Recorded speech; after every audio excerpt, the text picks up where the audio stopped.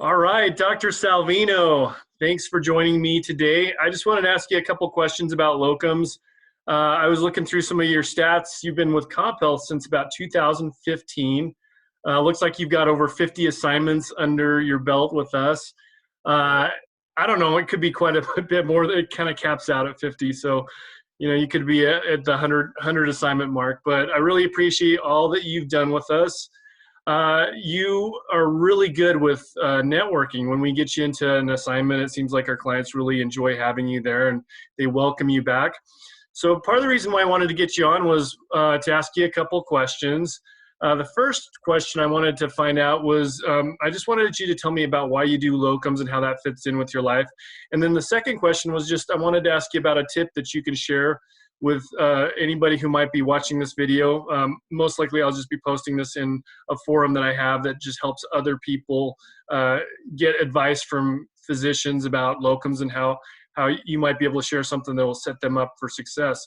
So back to the first question, Dr. Salvino, tell me a little bit more about why locums is important to you and how you use that in how it serves you. I think it's multifactorial and probably different for everybody. For me, it allows me to still work in a level 2 trauma center. My home base is a level 3. So by working in the other assignments, I've been able to keep up my critical care skills, which is extremely important nowadays. If you're a trauma surgeon, you really have to be working in a level 1 or a level 2 in order to be credible if you want to look for a full-time job. So I think having that linkage with a level, sorry, let me turn this off. We can redo the question. Hey Don, I got to call you back. I'm on a conference line.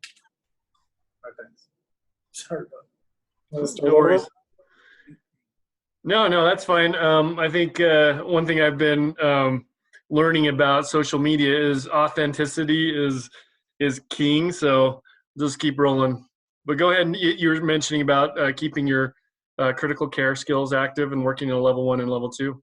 Yeah, so I think one of the reasons is to keep up the critical care skills, and that really dovetails well with the job I have now, which is high general surgery and medium level trauma.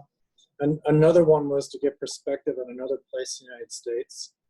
I mean, we do trauma similar, but they definitely have a different flavor 2,000 miles away in Florida or in Texas where I worked before versus Arizona. So it's kind of nice to get a flavor of 2 different places. Mm-hmm.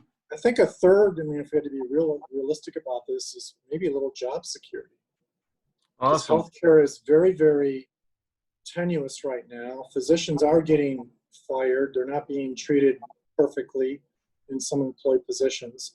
So having your foot in 2 different doors, so to speak, to me is very important. Because the lead time, if you lost your job, the lead time is sometimes a year before you find a replacement.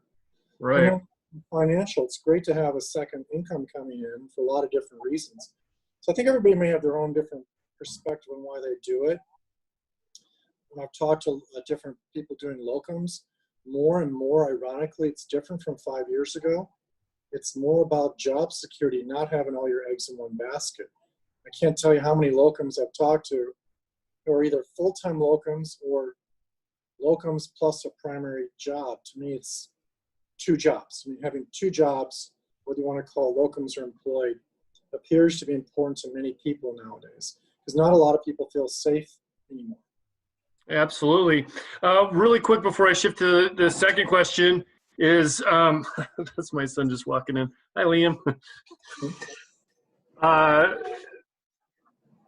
You mentioned, I know you've got a business too outside of this where you, it's Sharp Medical Products, and I think you create tools for trauma surgeons. Can you tell me, how does locums help with that? Like, does it give you a little bit more of a balance and maybe help with networking as far as your trauma products?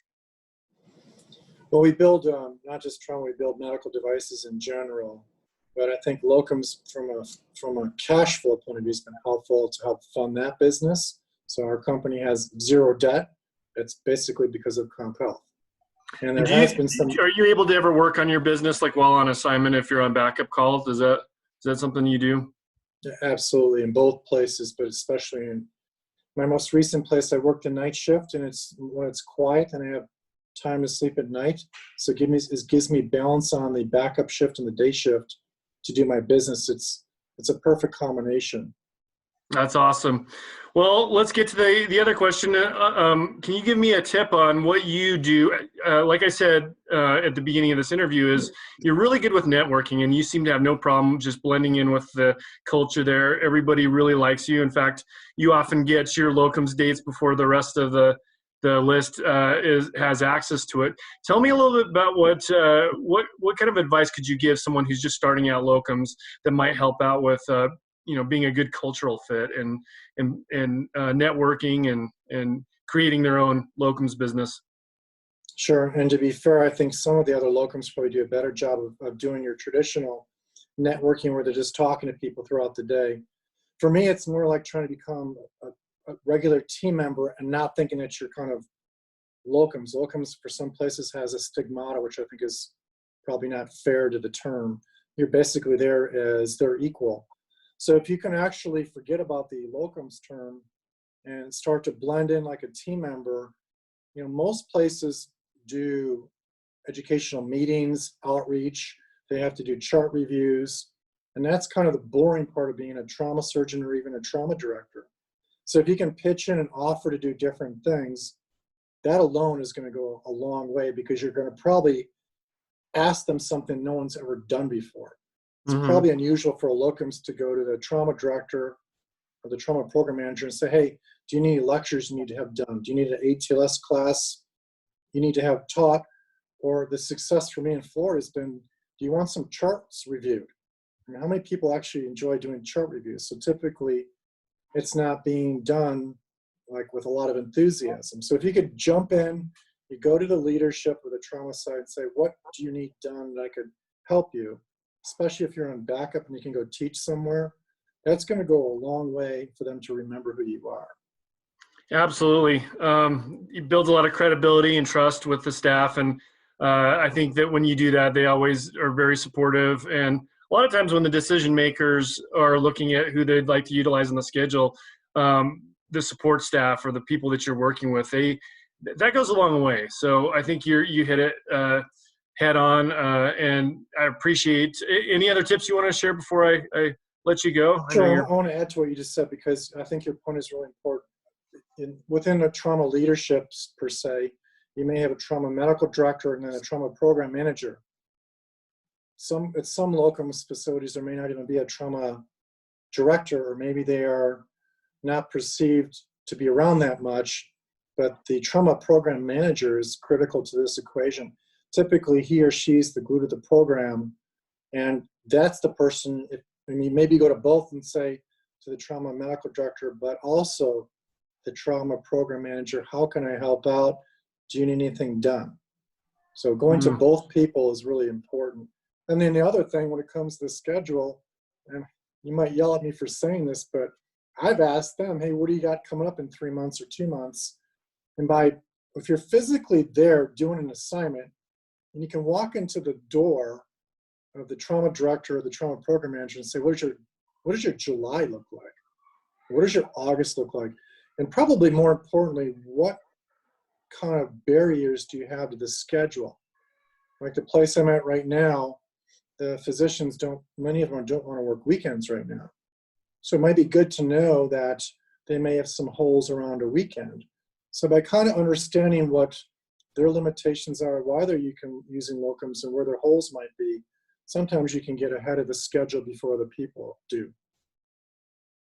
Love that. You're basically taking the bull by the horn. You're showing initiative and taking control of your locum situation.